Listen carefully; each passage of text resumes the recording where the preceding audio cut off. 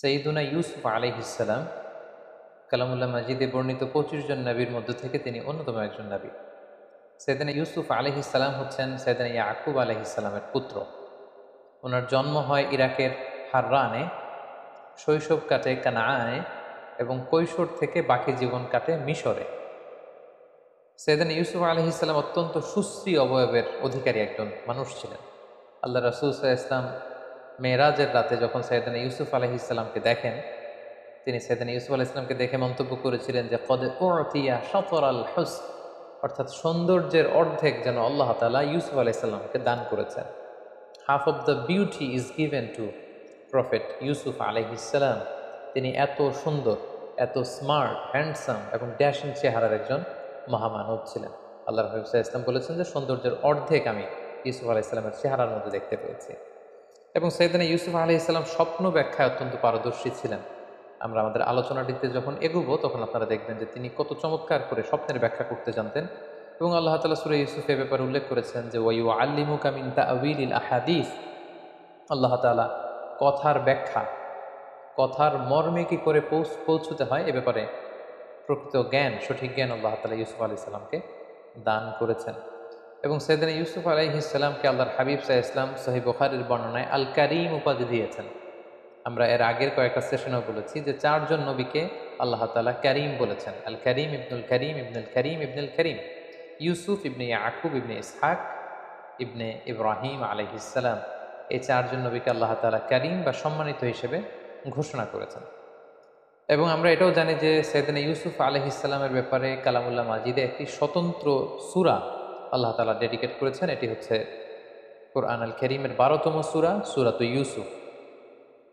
এবং এ সূরায় আল্লাহ তাআলা ইউসুফ আলাইহিস সালামের জীবনে ঘটে যাওয়া চমৎকার ঘটনাগুলো খুব সুন্দরভাবে স্টেপ বাই স্টেপ, ধারাবাহিকভাবে, খুব গোছালোভাবে জীবন পরিক্রমাটা এখানে তিনি বর্ণনা করেছেন। এবং মজার ব্যাপার হচ্ছে সৈয়দনা ইউসুফ আলাইহিস সালামের ঘটনা সূরা ইউসুফ ছাড়া কালামুল্লাহ মাজিদের কোনো সূরাতে আর আসেনি। এবং সমগ্র কোরআনে এই ঘটনা কোথাও আর পুনরাবৃত্তিও করা হয়নি।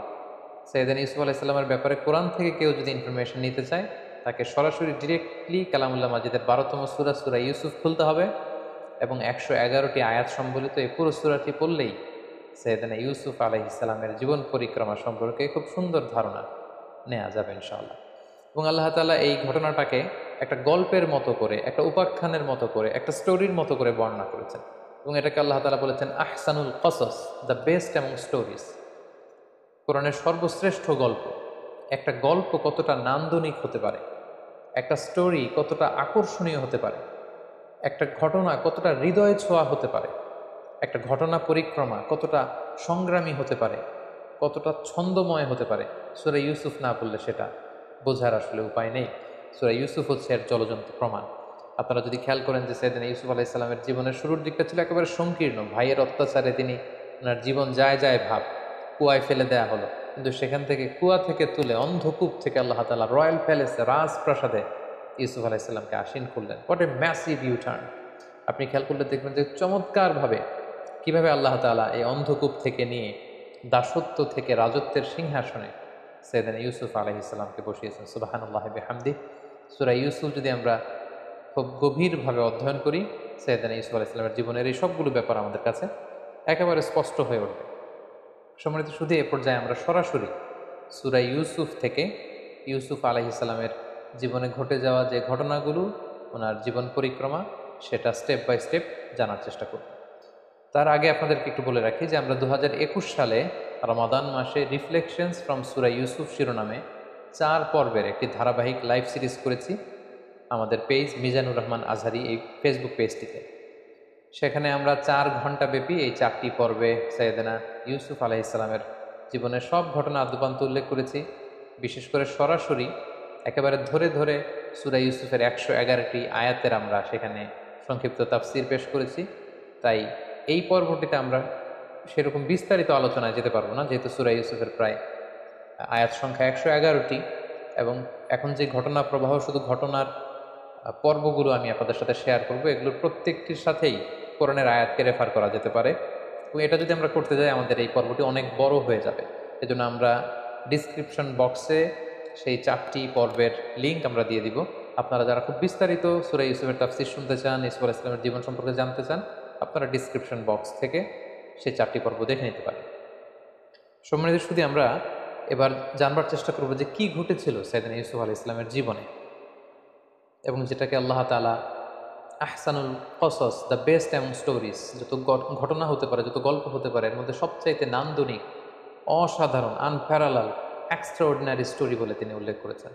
আমরা তো কোরআনে মুসা আলাইহিস সালামের অনেক ঘটনা শুনেছি, আমরা আদম আলাইহিস সালামের ঘটনা শুনেছি, ইব্রাহিম আলাইহিস সালামের ঘটনা শুনেছি। কোনো নবীর ঘটনাকে আল্লাহ তাআলা দ্য বেস্ট অ্যামং স্টোরিজ এই উপাধিতে ভূষিত করেন, আহসানুল কসস বলেন। শুধুমাত্র সূরা ইউসুফকে তিনি, ইউসুফ আলাইহিস সালামের ঘটনাকে তিনি সর্বশ্রেষ্ঠ কাহিনী বা ঘটনা বলে উল্লেখ করেছেন। কি ছিল সেই ঘটনার মধ্যে, আসুন আমরা সরাসরি সূরা ইউসুফ থেকে শুনি। তবে আগেই আমরা বলেছি এখানে কোনো আয়াত আমরা সাধারণত রেফার করব না, শুধু কি ঘটেছিল ধারাবাহিকভাবে স্টেপ বাই স্টেপ আমরা শুনে যাব। ইউসুফ আলাইহিস সালামের সূরা ইউসুফের ঘটনাটি শুরু হয়েছিল এভাবে যে ছোট্ট ইউসুফ শৈশবকালে তিনি একটি স্বপ্ন দেখেন যে 11টি তারা, চাঁদ আর সূর্য তাকে সেজদা করছে। খুব অদ্ভুত একটা স্বপ্ন দিয়ে সূরা ইউসুফের কথাবার্তা শুরু, যে তিনি স্বপ্নে দেখলেন 11টি তারা, চাঁদ, সূর্য তাকে সিজদা করছে। তিনি তার পিতা ইয়াকুব আলাইহিস সালামের কাছে স্বপ্নের কথা বললেন। ইয়াকুব আলাইহিস সালাম তাকে উপদেশ দিলেন যে ইউসুফ, এটা খুব চমৎকার স্বপ্ন, যেহেতু আমি নবী এবং আল্লাহ তাআলা আমাকে প্রমিস করেছেন যে আমার পরে তিনি নবুয়তের এই ধারাবাহিকতা অব্যাহত রাখবেন, সো তুমি নবী হওয়ার সম্ভাবনা আছে। এই সুন্দর স্বপ্ন তুমি কাউকে বলতে যেও না, বিশেষ করে তোমার ভাইদেরকে বলো না, তাহলে তারা ষড়যন্ত্র করতে পারে, তোমার প্রতি জেলাসি করতে পারে। এবং তিনি যে আশঙ্কা করেছিলেন সেটাই ঘটল। ভাইয়েরা ষড়যন্ত্র করলো, জেলাসি করলো, এবং ভাইয়েরা ভাবলো ঘটনা কি, আব্বা শুধু ইউসুফকে এত ভালোবাসে, এত আদর করে কেন? এক কাজ করি, ইউসুফকে যদি দুনিয়া থেকে সরিয়ে দিতে পারি তাহলে আমাদের পথের কাঁটা একেবারে পরিষ্কার। আব্বা তখন আমাদেরকে ভালোবাসতে শুরু করলেন। যেই চিন্তা সেই কাজ, তারা প্ল্যান করলো কি করে দুনিয়া থেকে এই ছোট্ট ইউসুফকে সরিয়ে দেওয়া যায়। তারা একদিন ইয়াকুব আলাইহিস সালামকে জোরাজুরি করলো যে বাবা, আপনি ইউসুফকে কেন আমাদের সাথে মাঠে পাঠান না? কারণ ইয়াকুব আলাইহিস সালামের 10 ছেলে, তারা পেশায় রাখাল ছিল, তারা মরুভূমিতে ছাগল, মেষ, দুম্বা এগুলো চড়াতো।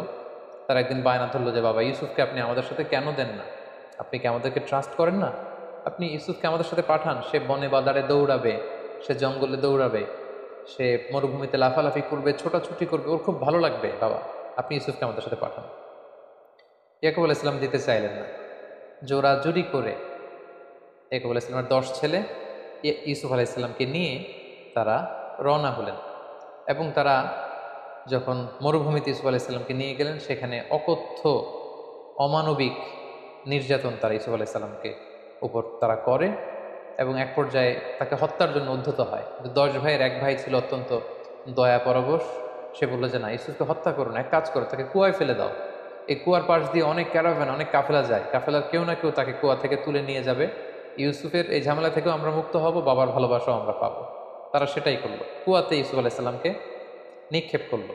আর সেদিন রাতে এসে কান্নার ভান করে তারা মিথ্যা গল্প বানালো আর বলল যে বাবা, সবাই একসাথে এসে কান্না জুড়ে দিল যে বাবা, আমরা খেলাধুলা করছিলাম, হঠাৎ একটা নেকড়ে বাঘ এসে ইউসুফকে খেয়ে ফেলেছে, ফাকালাহুদ্দীপ।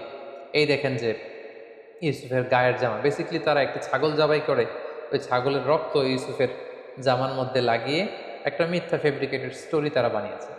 ইয়াকুব আলাইহিস সালাম দেখলেন যে জামার কোথাও ছিঁড়া নেই, একেবারে সুন্দর একটা পরিচ্ছন্ন জামা, শুধু লাল রক্ত মাখানো। তিনি বললেন যে আমার ইউসুফকে খেয়ে ফেললো, কিন্তু ইউসুফের জামায় একটা আঁচড় দিল না, এটা কেমন নেকড়ে বাঘ? তিনি বিশ্বাস করলেন না। বললেন যে এটা তোমরা বানিয়ে বলছো গল্প। তবে তিনি এতটা দৃঢ় মনোবলের মানুষ ছিলেন, তিনি বললেন ফাসসাবরুন জামিল, তোমরা মিথ্যা কথা বলছো, তবে আমি আল্লাহর উপর ধৈর্য ধারণ করলাম, আমার আল্লাহ আমার ইউসুফকে ভালো রাখবে। এবং ইউসুফ আলাইহিস সালামকে যখন কুয়ায় ফেলে দেওয়া হলো, সেদিন জিবরাইল আলাইহিস সালাম যে ওনাকে আশ্বস্ত করলেন যে Yusuf, Allah is with you, don't worry about it, কোনো চিন্তা নেই, টেনশন নেই, জাস্ট তুমি ধৈর্য ধারণ করো। ঠিকই তার পরের দিনে কাফেলা যাচ্ছিল, তৃষ্ণার্ত কাফেলা, পানির জন্য বালতি নামিয়ে দিল কুয়ায়। জিবরাইল আলাইহিস সালাম বললেন বালতিতে উঠে বসো। ইউসুফ আলাইহিস সালাম উঠে বসলেন, বালতি টেনে তোলা হলো। তারা তো ইয়া বুশরা হাযা গোলাম, অবাক হয়ে বলতেছে এত সুন্দর একটা ছোট্ট ছেলে আসলো কোত্থেকে এই কুয়ার মধ্যে?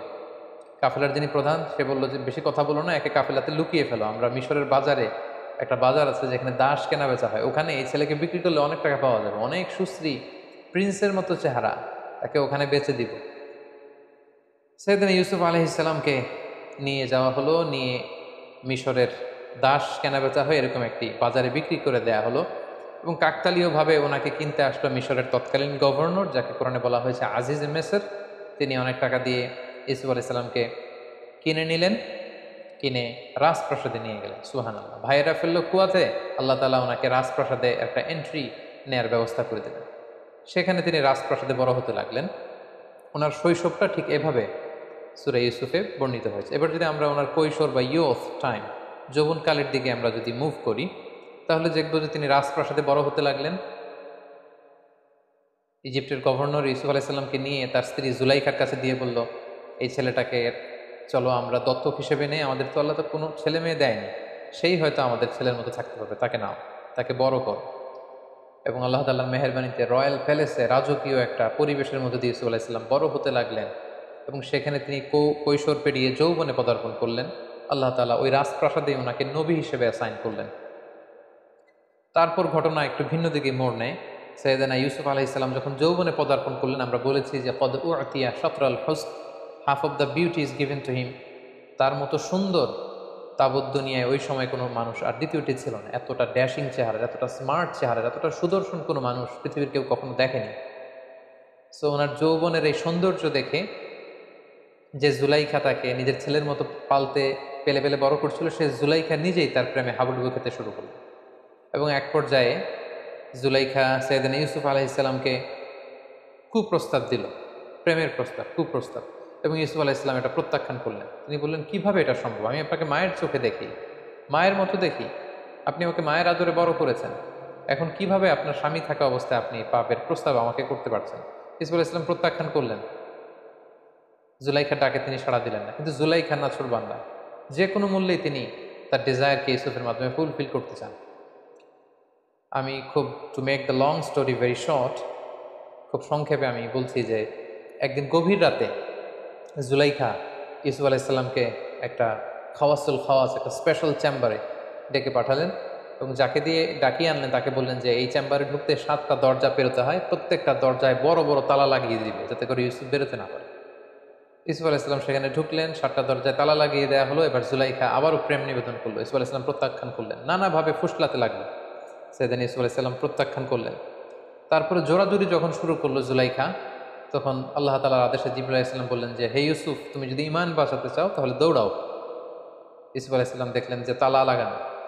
তিনি কাল বিলম্ব না করে আল্লাহর নামে দৌড়াতে শুরু করলেন। কিন্তু খুব অবাকভাবে তিনি যখন দরজার সামনে আসলেন, মুহূর্তের মধ্যে দরজার তালা খুলে যেতে লাগলো।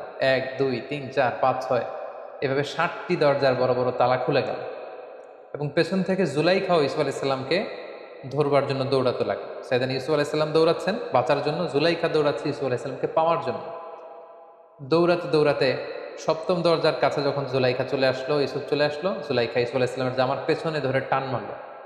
সেই টানের চোটে সাইয়েদনা ইউসুফ আলাইহিস সালামের জামার পেছনের কিছু অংশ ছিঁড়ে গেল। ইন দ্য মিন টাইম 7ম দরজারও তালা খুলে গেল। হঠাৎ তারা দুজন দেখতে পেল যে আজিজ মেসের দাঁড়িয়ে আছে, অর্থাৎ জুলাইখার স্বামী। কি এক অদ্ভুত বিব্রতকর পরিস্থিতি। আইজি মেসের দেখলেন যে ইউসুফ আলাইহিস সালাম হাঁপাচ্ছেন, জুলাইখা হাঁপাচ্ছে, তার পোশাক আশাকের অবস্থা খুব একটা সুন্দর না। তখন তিনি বললেন, আসলে তোমাদের মাঝে কি ঘটেছে এই মাঝরাতে? আমাকে সত্য কথা কেউ বলো, কেউ না কেউ মুখ খোলো, বলো আমাকে কি ঘটেছে এবং সত্য কথা বলো। তখন জুলাইখা আগ বাড়িয়ে সামনে যে একটা মিথ্যা গল্প সাজালো। সে বলতে আরম্ভ করলো যে নিজের ছেলের মতো করে যাকে বড় করেছে সে আজ গভীর রাতে আমার রুমে হানা দিয়েছে আমার শ্লীলতা হানির জন্য, আমার ইজ্জত নষ্ট করবার জন্য, আমার শ্লীলতা হানির জন্য সে আমার ঘরে জোর করে হানা দিয়েছে, তার বিচার করুন। আজিজ মেসর অত্যন্ত ক্ষিপ্ত হলেন। তিনি বললেন, এখানেই বিচার হবে তোমার, তবে তোমার মন্তব্য বা কথাও আমি শুনতে চাই। তোমার কি কিছু বলার আছে ইউসুফ? তোমার কি কোনো সাক্ষী আছে? ইউসুফ আলাইহিস সালাম বললেন, হ্যাঁ আছে। সাইয়েদনা জিবরাইল বললেন, আপনি বলেন যে আপনার সাক্ষী আছে। কে সাক্ষী? ইউসুফ আলাইহিস সালাম বললেন, এই সাক্ষী আমার পক্ষের কোনো লোক নয়। রাজপ্রাসাদে এই জুলাইখার এক আত্মীয়া থাকে, তার একটা ছোট্ট মেয়ে দুধ খায়, দুধের বাচ্চা, তার মুখে এখনো বোল ফোটেনি, কথা ফোটেনি, সেই ছোট্ট মেয়ে আমার পক্ষে সাক্ষ্য দিবে। আইজি মেসর আবার রেগে গেলেন। তিনি বললেন, তুমি কি আমার সাথে ঠাট্টা করছো? ছোট্ট বাচ্চা কি করে সাক্ষ্য দিবে? ইউসুফ আলাইহিস সালাম বললেন, হ্যাঁ, সে বাচ্চাই সাক্ষ্য দিবে। কি অদ্ভুত ব্যাপার! ঠিকই আল্লাহ তাআলা সেই ছোট্ট বাচ্চার সাক্ষ্যের মাধ্যমে প্রমাণ করলেন যে ইউসুফ আলাইহিস সালাম নির্দোষ ছিলেন। এই পৃথিবীতে 3টা বাচ্চা দুধের শিশু মায়ের কোলে বসে প্রাপ্তবয়স্কদের মতো কথা বলেছিল। এক হচ্ছে জুরাইজ নামে এক আল্লাহর ওয়ালি ছিল, যার নিষ্কলুষতা প্রমাণ করবার জন্য একটা ছোট্ট বাচ্চা আল্লাহ তার মুখে কথা বলার সুযোগ দিয়েছিলেন। দ্বিতীয় হচ্ছে ঈসা আলাইহিসসালাম, মারিয়াম আলাইহিসসালামের কোলে বসে তিনি প্রাপ্তবয়স্ক মানুষের মতো কথা বলেছিলেন।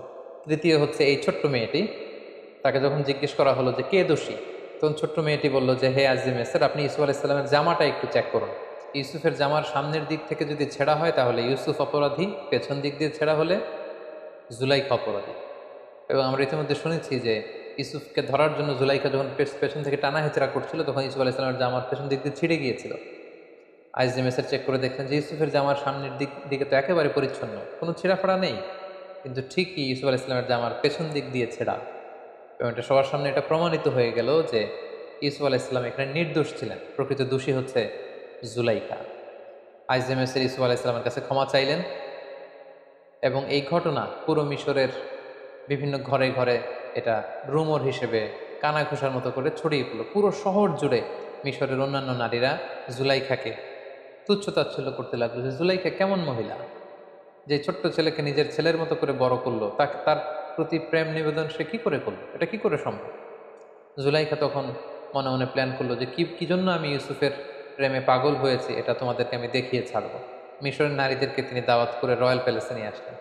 প্রত্যেকের হাতে একটি করে ছুরি আর একটি মালটা ফল দিলেন, আর ইউসুফ আলাইহিসসালামকে বললেন ইউসুফ এদের সামনে দিয়ে হেঁটে যাও।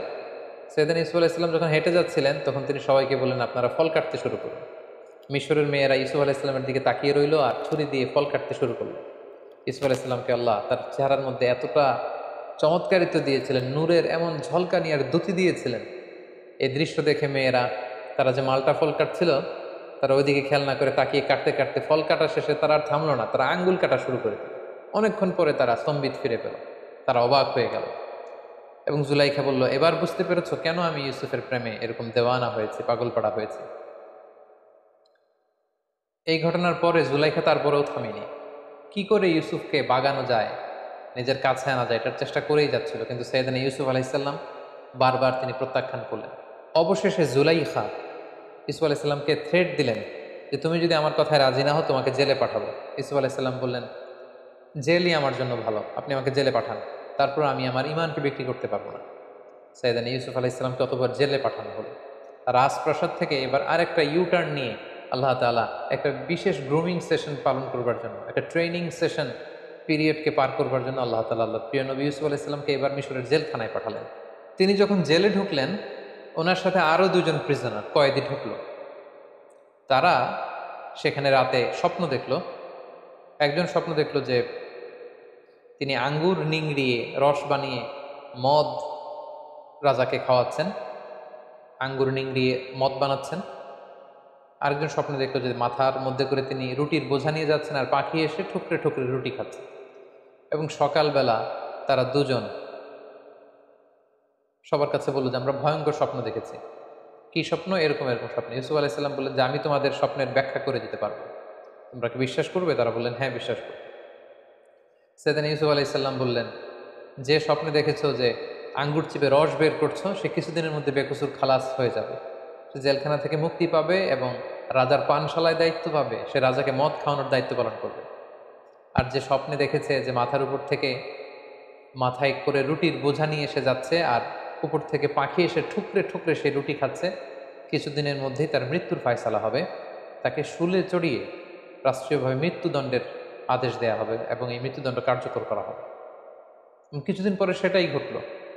যে স্বপ্নে দেখেছিল যে আঙ্গুর থেকে রস বের করছে, তাকে জেলখানা থেকে মুক্তি দেয়া হলো এবং রাজার পানশালায় দায়িত্ব পেল, সে রাজাকে মদ খাওয়াতে শুরু করলো। আর যে স্বপ্নে দেখেছিল মাথার রুটির ঝুড়ি থেকে পাখি এসে ঠুকরে ঠুকরে খাচ্ছে, তার মৃত্যুদণ্ডের আদেশ আসলো এবং তাকে শুলে চড়িয়ে মৃত্যুদণ্ড দেয়া হলো। ইউসুফ আলাইহিসসালামের স্বপ্নের ব্যাখ্যার এই পুঙ্খানুপুঙ্খতা দেখে জেলখানার সবাই ইউসুফ আলাইহিসসালামের বড্ড ভক্ত হয়ে গেলেন। সবাই এখন ইউসুফ আলাইহিসসালাম ছাড়া কিছুই বোঝেন না। সবাই বুঝতে আরম্ভ করলো যে এই মানুষটা সাধারণ কোনো মানুষ নয়, এটা মহামানব। সাইয়েদনা ইউসুফ আলাইহিসসালাম দেখলেন এই তো সুযোগ, এই সুযোগেই তাওহীদের বাণী জেলখানার প্রতিটি কয়েদির হৃদয়ের ভেতরে আমাকে ঢুকিয়ে দিতে হবে। সাইয়েদনা ইউসুফ আলাইহিসসালাম জেলখানার অন্ধ প্রকোষ্ঠে বসে বসে দাওয়াতি কাজ করতে লাগলেন। জেলখানার লোকদেরকে তিনি তাওহীদের শিক্ষা দিলেন, রিসালাতের শিক্ষা দিলেন, আখিরাতের শিক্ষা দিলেন, সততার শিক্ষা দিলেন, ঈমানের শিক্ষা দিলেন। জেলখানার প্রতিটা মানুষকে তিনি আলোকিত মানুষে রূপান্তরিত করে ফেললেন। কিছুদিন পর স্বয়ং মিশরের রাজা একটি অদ্ভুত স্বপ্ন দেখলেন। স্বপ্নটি ছিল এমন, তিনি 60টি মোটা গরু দেখলেন আর 60টি চিকন গরু দেখলেন, এবং দেখলেন 60টি চিকন জীর্ণশীর্ণ গরু 60টি মোটা গরুকে গিলে খেয়ে ফেলছে। আবার তিনি 7টি সতেজ গমের শীষ দেখলেন, আবার 7টি নিস্তেজ গমের শীষ দেখলেন। ঘুম থেকে উঠে তিনি কাঁপতে লাগলেন।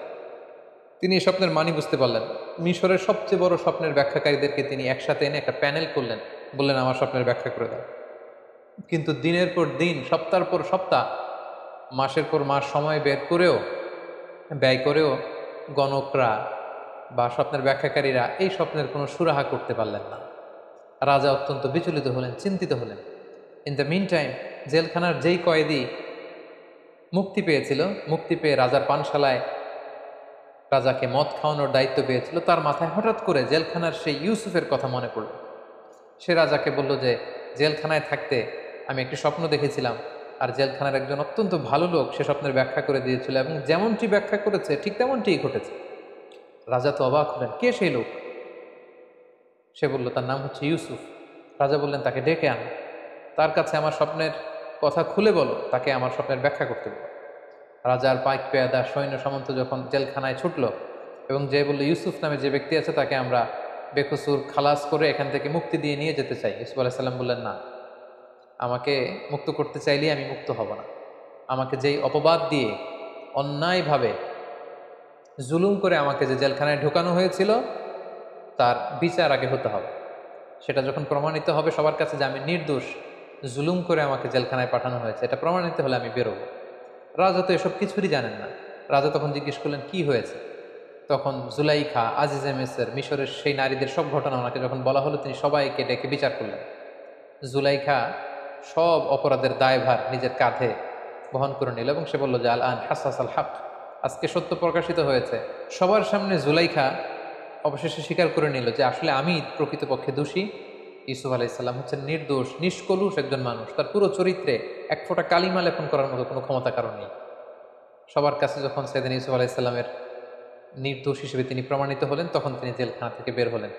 রাজকীয় সংবর্ধনা দিয়ে, রয়্যাল রিসেপশন দিয়ে, রেড কার্পেট রিসেপশন দিয়ে মিশরের বাদশাহ সেদিন ইউসুফ আলাইহিস সালামকে জেলখানা থেকে বের করলেন এবং বললেন আস্তাখলিসুহু লিনাফসি, আমি আমার পার্সোনাল সেক্রেটারি বানাবো ইউসুফকে। ইউসুফ আলাইহিস সালাম বললেন না, এই কাজ করবেন না, কারণ আপনি এই দায়িত্ব আমাকে না দিয়ে আমাকে অর্থমন্ত্রী বানান, আমাকে মিশরের খাদ্যমন্ত্রী বানান, আমাকে এগ্রিকালচার মিনিস্টার বানান, কারণ আপনার স্বপ্নের ব্যাখ্যা আমি দেব। আপনার স্বপ্নের ব্যাখ্যা হচ্ছে মিশরের জন্য একটা ভয়াবহ দিন অপেক্ষা করছে। সামনের 7টি বছর আসবে। আপনি যে 7টি গরু দেখেছেন, গরু দিয়ে বোঝানো হয় বছর। সামনে 7টি বছর আসবে, তখন আপনারা চাষ করবেন। চাষ করে যে সমস্ত গম চাষ করবেন সব খেয়ে ফেলা যাবে না, এই গমগুলো রেখে দিতে হবে। কিছু গম শীষ সমেত রেখে দিতে হবে, প্রিজার্ভ করতে হবে।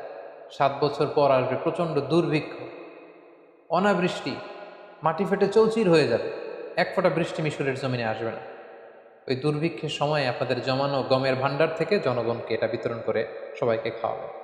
7 বছর যখন চলে যাবে, এরপরে 7 বছর প্রচণ্ড বৃষ্টি হবে, পুরো মিশর সবুজ শ্যামলে একেবারে পরিপূর্ণ সতেজ হয়ে যাবে, গাভীর উলানগুলো দুধে পূর্ণ হয়ে যাবে, মাঠ ঘাটে ফসলের সয়লাভ হয়ে যাবে। তাহলে 7 3 7 21 বছরের একটা রোড ম্যাপ তিনি স্বপ্নের ব্যাখ্যা দাঁড় করালেন এবং রাজা অত্যন্ত খুশি হলেন। রাজা বললেন ঠিক আছে, আপনাকে ফিনান্স মিনিস্ট্রি, এগ্রিকালচার মিনিস্ট্রির দায়িত্ব দেওয়া হলো। সেদিন ইউসুফ আলাইহিস সালাম জেল থেকে বের হয়ে মন্ত্রীর ভূমিকায় অবতীর্ণ হলেন এবং এই স্বপ্নের ব্যাখ্যা বিপরীতে তিনি যে রোডম্যাপ, দুর্ভিক্ষ দমন বা দুর্ভিক্ষ মোকাবেলার যে রোডম্যাপ তিনি দাঁড় করিয়েছেন, সেটা অনুযায়ী মিশরের জনগণকে নিয়ে তিনি কাজ করতে শুরু করলেন। ঠিকই ওনার কথা অনুযায়ী প্রথম 7 বছর গম চাষ করা হলো, রাষ্ট্রীয় কোষাগারে শুকনো গমকে প্রিজার্ভ করা হলো। 7 বছর যখন শেষ হয়ে গেল, ঠিকই ওনার স্বপ্নের ব্যাখ্যা অনুযায়ী হুবহু 7 বছর পরেই দুর্ভিক্ষ শুরু হলো, অনাবৃষ্টি শুরু হলো, ড্রট, ফ্যামিন শুরু হলো। পুরো মিশর জুড়ে অনাবৃষ্টি, এক ফোঁটা বৃষ্টি নাই, পানি নাই, নীল নদের পানি শুকিয়ে যেতে লাগলো, না খেয়ে মানুষ মরবার মতো অবস্থা। সেদিন ইউসুফ আলাইহিস সালাম এই কঠিন পরিস্থিতি মোকাবেলার জন্য গত 7 বছর ধরে খাদ্য সংরক্ষণ করেছেন। তিনি এবার খাদ্য বিতরণ করতে লাগলেন। পুরো মিশরি জনগণ ইউসুফ আলাইসাল্লামের এই চমৎকার ইন্টেলেকচুয়াল প্ল্যানিংয়ে সবাই খুশি হয়ে গেল। পুরো মিশর জুড়ে সাইয়েদনা ইউসুফ আলাইসাল্লামের জয় জয়কার হতে শুরু করলো। গোটা বিশ্বে যত জায়গায় দুর্ভিক্ষ হয়েছে সবাই না খেয়ে তখন মরতে শুরু করলো, কিন্তু মিশরে দুর্ভিক্ষের কোনো প্রভাব তখন পড়েনি, কারণ সাইয়েদনা ইউসুফ আলাইসাল্লাম খুব চমৎকারভাবে খাদ্য সংরক্ষণ করেছেন। তখনকার এই দুর্ভিক্ষ শুধু মিশরেই প্রভাব পড়েনি, আশেপাশের দেশগুলোতেও দুর্ভিক্ষের কারণে মানুষ না খেয়ে থাকতে শুরু করলো। সেই যে ইউসুফ আলাইসাল্লামের ছেলেবেলা কেটেছে কানাআনে, যেখানে তার 10 ভাই যারা তাকে অত্যাচার করে কুয়ায় ফেলেছিল, ইউসুফ আলাইসাল্লামের পিতা ইয়াকুব, তার আত্মীয় স্বজন বনী ইসরায়েলের সবাই কিন্তু ওখানে এই দুর্ভিক্ষের কবলে পড়ে না খেয়ে মরার মতো অবস্থা। তখন আল্লাহর নবী ইউসুফ আলাইহিসসালামের পিতা ইয়াকুব আলাইহিসসালাম সন্তানদেরকে বললেন, তোমরা মিশরে যাও, শুনেছি মিশরে খাদ্যের মজুদ রয়েছে, সেখান থেকে তোমরা খাদ্য নিয়ে আসো। ইয়াকুব আলাইহিসসালামের পরামর্শে তার 10 ছেলে, অর্থাৎ ইউসুফ আলাইহিসসালামের 10 ভাই, যারা ছোটবেলায় তাকে অত্যাচার করে বাবার কোল থেকে ছিনিয়ে নিয়ে কুয়ায় ফেলে দিয়েছিল, সেই 10 ভাই খাবারের অন্বেষণে মিশরে এসে পৌঁছল। তখন নিয়ম ছিল যে মিশরের বাইরের কোনো দেশ থেকে কেউ যদি খাদ্য সংরক্ষণের জন্য বা সংগ্রহের জন্য মিশরে আসতো, সেই ব্যাপারটা সরাসরি as an agriculture minister and as a finance minister Yusuf আলাইহিসসালাম নিজে ডিল করতেন। এই 10 ভাইকে তখন বাধ্য হয়ে মিশরের তখন ফিনান্স মিনিস্টারের সাথে দেখা করতে হলো। এবং আমরা জানি ফিনান্স মিনিস্টারের চেয়ারে তখন বসা ইউসুফ আলাইহিসসালাম, মিশরের মন্ত্রী, আর তার সামনে 10 ভাই কাচুমাচু হয়ে, জীর্ণ শীর্ণ হয়ে, ছেঁড়া পুরাতন পোশাক পরে তারা এসে দাঁড়ালো। ইউসুফ আলাইহিসসালাম সিম্পলি জিজ্ঞেস করলেন, তোমরা কারা? তারা বললো, আমরা কানাআনের অধিবাসী। ইউসুফ আলাইহিসসালাম অবাক হলেন। কানাআন শুনেই ওনার ছোটবেলার কথা মনে পড়লো। জিজ্ঞেস করলেন, তোমাদের নাম কি? তারা যখন নাম বলতে আরম্ভ করলো, ইউসুফ আলাইহিসসালামের চোখ দিয়ে পানি নামার উপক্রম। ইউসুফ আলাইহিসসালাম জিজ্ঞেস করলেন, তোমাদের বাবার নাম কি? তারা বললো, ইয়াকুব আন নবী। ইউসুফ আলাইহিসসালাম নিজেকে আর ধরে রাখতে পারলেন না, কিন্তু তিনি অনেক কষ্ট করে নিজেকে সামলে স্বাভাবিকভাবেই তাদের সাথে কথোপকথন শেষ করেছেন। তিনি খোঁজখবর নিলেন কানানবাসীদের, কিন্তু পরিচয় দিলেন না। ইউসুফ আলাইহিসসালাম 10 ভাইকে চিনতে পারলেন, কিন্তু 10 ভাই কিন্তু চিনতে পারেনি যে এটা তাদের সেই ছোট্ট ভাই ইউসুফ। ইউসুফ আলাইহিসসালাম মন্ত্রীর মতোই তাদের সাথে আচরণ করলেন। বললেন, ঠিক আছে, আমি তোমাদেরকে 10 ভাইয়ের জন্য 10 বস্তা গমের বরাদ্দ দিয়ে দিলাম, তবে তোমরা মোট কয় ভাই সেটা আমাকে বলো। তারা বললো, আমরা মোট 12 ভাই ছিলাম, বাকি 2 জন কোথায়? তারা বললো, এক ভাইকে বাঘে খেয়ে ফেলেছে। তাহলে আরেক ভাই কোথায়? তারা বললো যে আরেকজনের নাম বেনিয়ামিন, তাকে আমাদের আব্বা আগলে রেখেছে, আসতে দেয়নি। কেন দেয়নি? তারা তখন বলল যে ছোটবেলায় বাঘে খাওয়া ভাইকে হারিয়ে তার আপন ভাই বেনিয়ামিনকে বাবা সবসময় কাছে কাছে রাখে, বাবার কাছ থেকে তাকে আনা এত সহজ না। ইউসুফ আলাইহিসসালাম বললেন, আমি এই কথা শুনবো না। নেক্সট টাইমে তোমরা যদি আবার খাবার নিতে আসো, অবশ্যই তোমাদের সেই ভাই বেনিয়ামিনকে, মানে যেটা আসলে ইউসুফ আলাইহিসসালামের আপন ভাই, তাকে নিয়ে আসতে হবে। তাকে আনতে না পারলে নেক্সট টাইমে আমি আর তোমাদেরকে গম দিব না, বা গমের বরাদ্দ তোমাদের জন্য থাকবে না। তারা বললো, ঠিক আছে, আমরা চেষ্টা করব। ইউসুফ আলাইহিসসালাম তার স্টাফদেরকে বললেন যে তাদেরকে 10 জনকে 10 বস্তা গম দাও, আর গমের দাম তারা যেটা দিয়েছে এটা লুকিয়ে 10 জনের গমের বস্তার ভিতরে আবার ঢুকিয়ে দাও, যাতে তারা বুঝতে পারে যে আমি অত্যন্ত দয়ালু। তারা যখন গম নিয়ে কানাআনে ফিরল, বাড়িতে ঢুকে যখন গমের বস্তা খুললো, তারা তো অবাক যে হাযিহি বিদআতুনা রুদ্দাত ইলাইনা। তারা ইয়াকুব আলাইহিসসালামকে বললেন যে, বাবা দেখেন, কত ভালো মানুষ মিশরের অর্থমন্ত্রী, তিনি আমাদের টাকাটাও রাখেননি, টাকাটাও আমাদের ব্যাগের ভিতরে দিয়ে দিয়েছেন।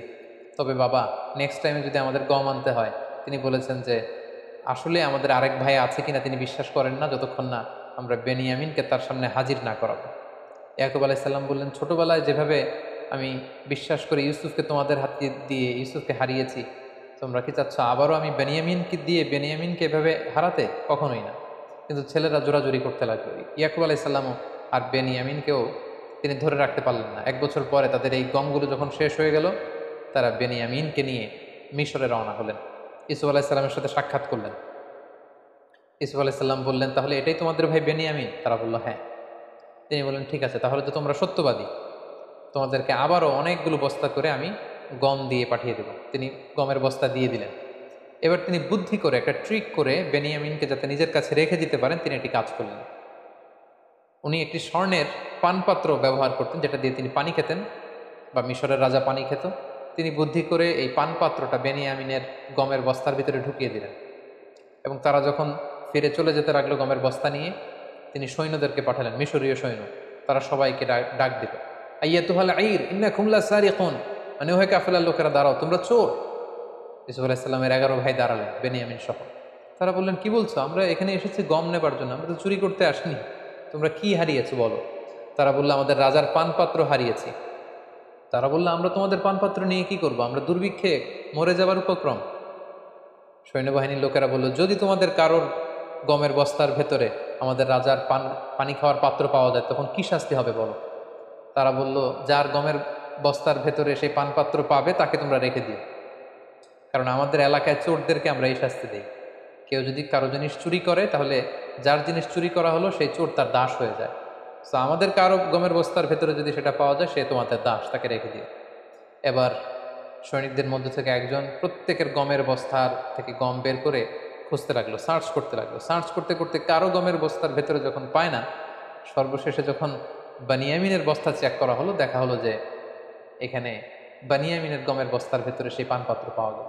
বাকি 10 ভাই তো লাজবাব, তারা তো অবাক। তারা বললো, হে বেনিয়ামিন, তুমি কি করলে এটা? তুমি এখানে এসে চুরি করবে আমরা কল্পনাও করতে পারিনি। তারা একটা মিথ্যা কথা বলল। তারা বললো, তোমার ভাইও ছিল চোর, তুমিও একটা চোর। নাউযুবিল্লাহি মিন যালিক। আসলে কথাটা একেবারে মিথ্যা। তখন সাইয়েদনা ইউসুফ আলাইহিস সালাম ওই জায়গায় এসে উপস্থিত হলেন। তিনি বললেন যে, তোমরা বলেছ চোরকে আমরা সাথে করে নিয়ে যাব, বেনিয়ামিনের বস্তায় যেহেতু পাওয়া গিয়েছে তাকে আমি নিয়ে গেলাম। তারা বলল, হে মিশরের অর্থমন্ত্রী, হে মেহেরবান, আপনি তো অত্যন্ত দয়ালু। এই ভাইকে যদি আমরা আমাদের বাবার কাছে ফিরিয়ে দিতে না পারি, আমাদের বাবা হয়তো মারাই যাবে। আপনি যদি মেহেরবানি করে তার বদলে আমাদের 10 ভাইয়ের যে কোনো একজনকে রেখে দেন তার জায়গায়, আমরা অত্যন্ত কৃতজ্ঞ হব। ইউসুফ আলাইহিস সালাম বললেন, নাউযুবিল্লাহ, এটা আমার পক্ষে সম্ভব না। কারণ যে চুরি করেছে শাস্তি আমি তাকে না দিয়ে যদি অন্য কাউকে দেই, তাহলে মিশরের সবাই আমাকে জালিম ডাকবে। আমি একজন ন্যায়পরায়ণ বাদশাহ, এখানে আমার সুনাম রয়েছে, এটা আমি পারবো না। তিনি ট্রিক করে তার আপন ভাই বেনিয়ামিনকে নিজের কাছে রেখে দিলেন। সুবহানাল্লাহি বিহামদি। অনেক বছর পর ভাইয়ের সাথে তিনি মোলাকাত করলেন, কোলাকুলি করলেন, এবং তিনি যখন বেনিয়ামিনকে নিজের পরিচয় দিলেন, বেনিয়ামিনও নিজের চক্ষুকে বিশ্বাস করতে পারল না যে মিশরের অর্থমন্ত্রী আমার সে হারিয়ে যাওয়া বাঘে খাওয়া ভাই ইউসুফ। সুবহানাল্লাহি বিহামদি। অতঃপর ইয়াকুব আলাইহিস সালামের 10 ছেলে ব্যর্থ হয়ে কানানে ফিরে এসে বাবার কাছে সব খুলে বলল। ইয়াকুব আলাইহিস সালাম বিশ্বাস করতে পারলেন না। তিনি বললেন, আমার ছেলে বেনিয়ামিন চুরি করতেই পারে না। 10 ছেলে বলল, বাবা, আমরা যদি মিথ্যা বলে থাকি, কাফেলাতে আমাদের সাথে অনেক লোক ছিল, আপনি তাদেরকে জিজ্ঞেস করুন। তারা আমাদের সামনে দাঁড়িয়ে দাঁড়িয়ে দৃশ্য দেখেছে যে বেনিয়ামিনের ব্যাগ থেকেই সেই পানপাত্র পাওয়া গিয়েছে। ইয়াকুব আলাইহিস সালাম এবার আরও মর্মাহত হলেন, আরও দুঃখিত হলেন। তিনি ভেঙে পড়লেন একেবারে মানসিকভাবে। এতদিন ইউসুফকে হারানোর কষ্ট, এবার ইউসুফের ভাই বেনিয়ামিনকে হারানোর কষ্ট। কাঁদতে কাঁদতে উনি অন্ধ হয়ে গেলেন। তারপর আশা হারালেন না। বললেন, বাবারা, তোমরা আবার মিশরে যাও, আবার সেই অর্থমন্ত্রীকে অনুরোধ করো। আমার মন বলছে যে তোমরা ইউসুফ এবং বেনিয়ামিন দুজনকেই খুঁজে পাবে। 10 ভাই এবার আবার অর্থমন্ত্রীর কাছে যে ইয়াকুব আলাইহিস সালামের পক্ষ থেকে একটা চিঠি দিল যে, হে অর্থমন্ত্রী, আপনি পড়ে দেখুন আমার বাবা কি লিখেছে, আমাদের বাবা। তখন ইয়াকুব আলাইহিস সালাম অত্যন্ত মর্মস্পর্শী, হৃদয়স্পর্শী, আবেগঘন একটা চিঠি লিখেছিলেন যে, আমি একজন অন্ধ পিতা, অনেক বয়স আমার হয়ে গিয়েছে, ছোটবেলায় আমি ইউসুফকে, আমার সন্তানকে হারিয়েছি, আজ বেনিয়ামিনকে। এরকম আবেগঘন কথা যখন ইউসুফ আলাইহিস সালাম শুনলেন, তিনি আর ধৈর্য ধারণ করতে পারলেন, হাউমাউ করে কাঁদতে শুরু করলেন। এবং ওনার কান্না দেখে 10 ভাই অত্যন্ত আশ্চর্য হয়ে গেল। ঘটনা কি? আমাদের বাবার এই রিকোয়েস্ট শুনে মিশরের অর্থমন্ত্রী কাঁদে কেন? ইউসুফ আলাইহিস সালাম তখন 10 ভাইকে বলল, তোমরা কি করেছিলে ইউসুফের সাথে? কেন তোমরা ইউসুফকে এই কষ্ট দিয়েছিলে? এই প্রশ্নের জন্য আসলে 10 ভাই প্রস্তুত ছিল না। তার অবাক হয়ে গেল যে ইউসুফের সাথে কি ঘটেছিল, কি করেছিলাম, এটা উনি জানবে কি করে? অতঃপর ইউসুফ আলাইহিস সালাম তাদের সামনে সত্যকে প্রকাশ করে দিলেন। তিনি বললেন, আনা ইউসুফ ওয়া হাদা আখি, আমি হচ্ছি সেই ইউসুফ যাকে তোমরা অত্যাচার করে, মারপিট করে দুনিয়া থেকে বিদায় করবার উদ্দেশ্যে কুয়ার মধ্যে ফেলে দিয়েছিল। আমি সেই ইউসুফ। সেখান থেকে আল্লাহ তাআলা রাজপ্রাসাদে বড় করি আজকে এই অর্থমন্ত্রীর চেয়ারে আল্লাহ তাআলা আমাকে বসিয়েছেন। আল্লাহ তাআলা আমাকে অনেক নিয়ামত দিয়েছেন, আর এটাই হচ্ছে আমার ভাই বেনিয়ামিন। 10 ভাই তখন অত্যন্ত লজ্জিত হলো, তারা ভয়ে কাঁপতে আরম্ভ করলো। তারা ভাবলো যে ইউসুফ এখন অর্থমন্ত্রী, মিশরের এত বড় পজিশনে আছে, চাইলে আমাদেরকে বড় শাস্তি দিতে পারবে। তারা কাঁপছিল। ইউসুফ আলাইহিস সালাম বললেন, লা তাসরিবা আলাইকুমুল ইয়াউম, তোমাদের প্রতি কোনো প্রতিশোধ নেয়ার মানসিকতা, কোনো রিভেঞ্জ নেয়ার মেন্টালিটি আমার নেই। আমি তোমাদের ক্ষমা করে দিলাম, তোমরা আমার ভাই। সবাইকে জড়িয়ে নিলেন। 10 ভাই ইসু আলাইসাল্লামের কাছে ক্ষমা চাইলেন। ইসু আলাইসাল্লাম বললেন, আমার এই গায়ের জামা নিয়ে বাবার চোখে লাগাও, বাবা দৃষ্টি ফিরে পাবে। কারণ এতদিনে ইয়াকুব আলাইসাল্লাম অন্ধ হয়ে গিয়েছিলেন কাঁদতে কাঁদতে। এবং তোমাদের বংশধর আমার বাবাকে নিয়ে সবাইকে নিয়ে মিশরে আসো। এবং সেটাই ঘটলো। ইসু আলাইসাল্লামের জামা নিয়ে 10 ভাই সাইদান ইয়াকুব আলাইসাল্লামের চোখে লাগালেন, তিনি দৃষ্টি ফিরে পেলেন। কানান থেকে বিশাল মানুষের বহর নিয়ে ইয়াকুব আলাইসাল্লাম মিশরে আগমন করলেন। সাইদান ইসু আলাইসাল্লাম লাল গালিচার সংবর্ধনা দিয়ে বাবাকে রিসিভ করলেন। এবং অনেক বছর পর সেই ছোট্ট ইউসুফ আজকে পরিণত অর্থমন্ত্রী হয়ে বাবাকে রিসিভ করলেন, বাবাকে জড়িয়ে ধরলেন। এবং পিতা পুত্রের সেই মিলনের দৃশ্য যে কত সুন্দর ছিল সেটা কল্পনারও বাইরে। অনেক চমৎকার করে আল্লাহ তাআলা সূরা ইউসুফে এগুলো উল্লেখ করেছেন। এবং ইয়াকুব আলাইহিস সালাম সবাইকে নিয়ে, তিনি তার স্ত্রী এবং তার 11 সন্তানকে নিয়ে ইউসুফ আলাইহিস সালামকে একটা সেজদা দিয়েছিলেন। তাফসিরে এসেছে ওই সেজদাটা ছিল অনারারি সেজদা, সম্মানসূচক সেজদা। এটা ইবাদতের সেজদা নয়, যেটা ওই শরীয়তে ওই নবীদের জামানায় এটা জায়েজ ছিল। কিন্তু আমাদের শরীয়তে উম্মতে মুহাম্মাদের জন্য এরকম সম্মানসূচক সেজদা দেওয়াও জায়েজ নেই।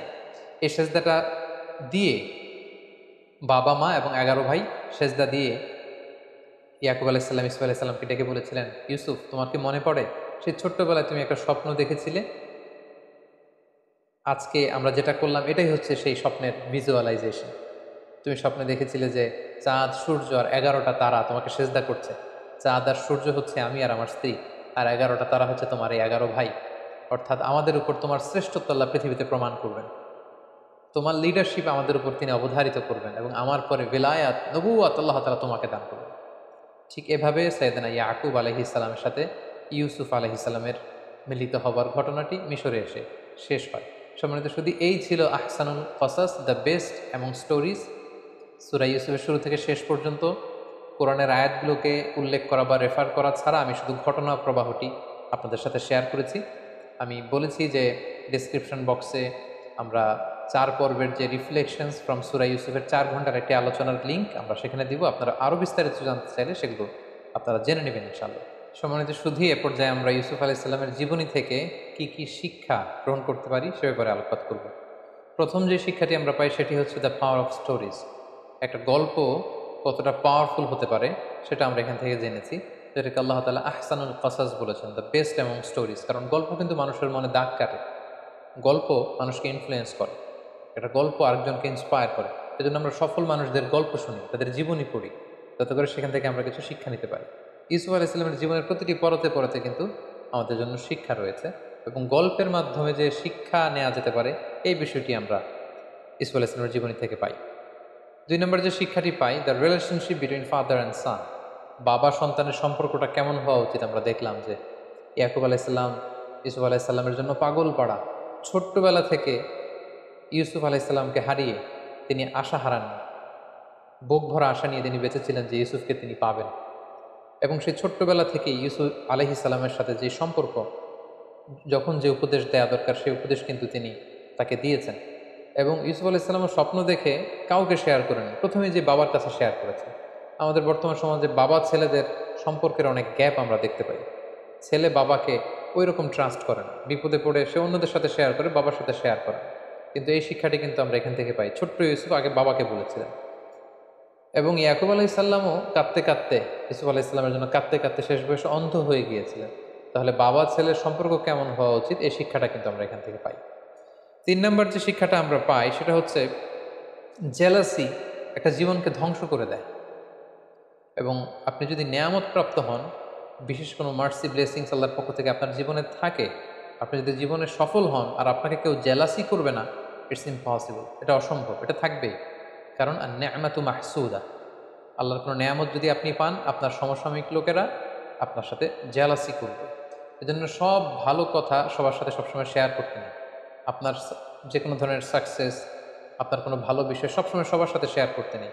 কারণ সবাই আপনার ভালো দেখে খুশি হয় না, অনেকে অত্যন্ত বেজার হয়, অনেকে মনে মনে কষ্ট পায়, তারা হিংসার আগুনে জ্বলে পুড়ে মরে। এজন্য এই হিংসা থেকে আমাদেরকে বেঁচে থাকতে হবে। হিংসা একটি সুন্দর সম্পর্কের মধ্যে ভাঙন সৃষ্টি করতে পারে, একটি পরিবারের মধ্যে বিশৃঙ্খল একটা পরিবেশ তৈরি করতে পারে।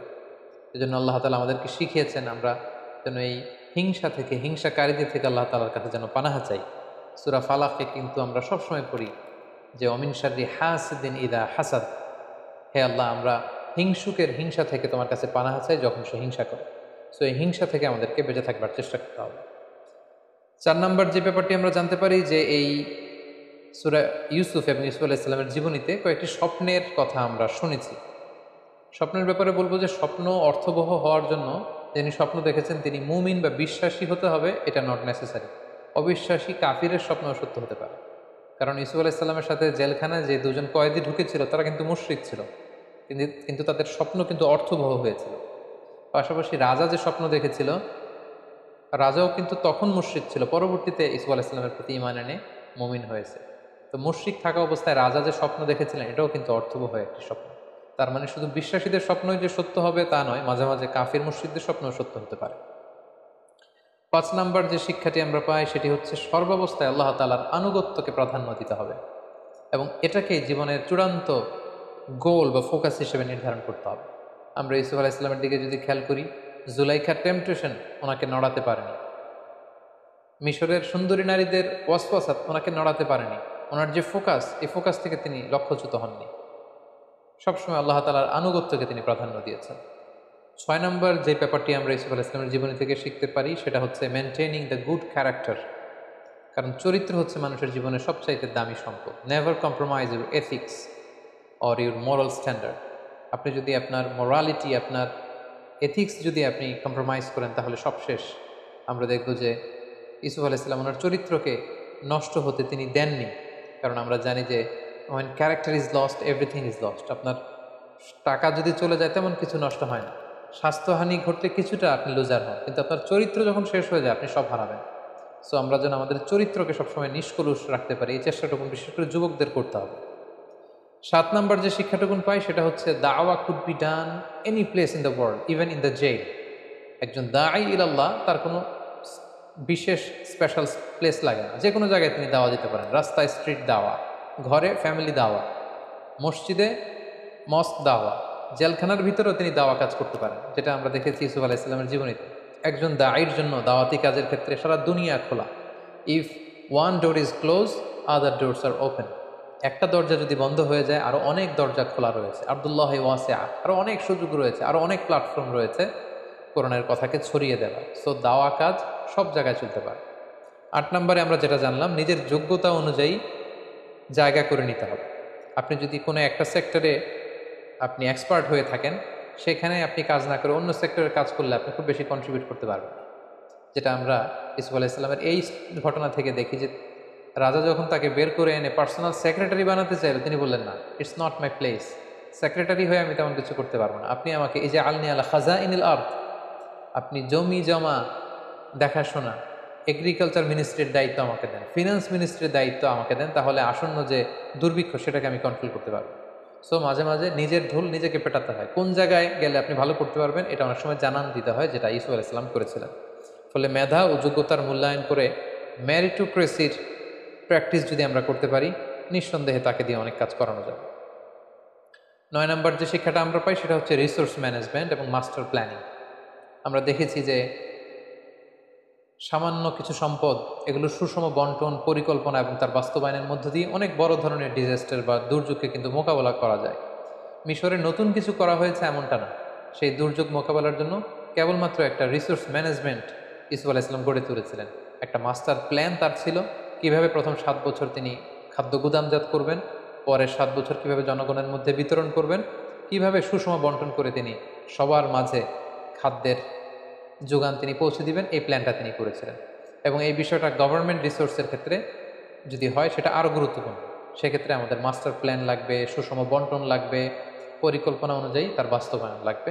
তখনই একটি দেশ খাদ্যে, অর্থনীতিতে স্বয়ংসম্পন্ন হতে পারে, যেটা আমরা সাইয়েদনা ইউসুফ আলাইহিস সালামের এই ঘটনা প্রবাহ থেকে জানতে পারি। সর্বশেষে আমরা যে শিক্ষাটা পাই সেটা হচ্ছে ক্ষমার শিক্ষা। Forgiveness, it's an art, and learn the art of forgiveness. ক্ষমা করতে জানা, ক্ষমা করে দেওয়া, এটা একটা শিল্প, এটাকে শিখুন, এটাকে রপ্ত করার চেষ্টা করুন। সবাই ক্ষমা করতে জানে না, যাদের হৃদয় বিশাল তারা ক্ষমা করতে জানে। যে ভাইয়েরা তাকে কুয়ায় ফেলে দিল, হত্যার ষড়যন্ত্র করলো, সে ভাইদেরকে তিনি যখন কাছে পেলেন তিনি কি বললেন? তিনি কি রাগ ভেতরে পেলে পুষে বড় করে রেখেছিলেন? না, তিনি বলেছিলেন লা তাসরিবা আলাইকুমুল ইয়াউম ইয়াগফিরুল্লাহু লাকুম ওয়া হুয়া আরহামুর রাহিমিন। আজকে কোনো প্রতিশোধ আমি নিব না, আল্লাহ তাআলা তোমাদেরকে ক্ষমা করুক, আমি তোমাদেরকে ক্ষমা করে দিয়েছি। সো ক্ষমা করতে জানা, এই মেন্টালিটি যেন আমরা গ্রো করি নিজেদের মধ্যে। যারা ক্ষমা করে মানুষকে, তারা সবসময় ভালো থাকে, সুস্থ থাকে, মনোদৈহিক একটা প্রশান্তি লাভ করে।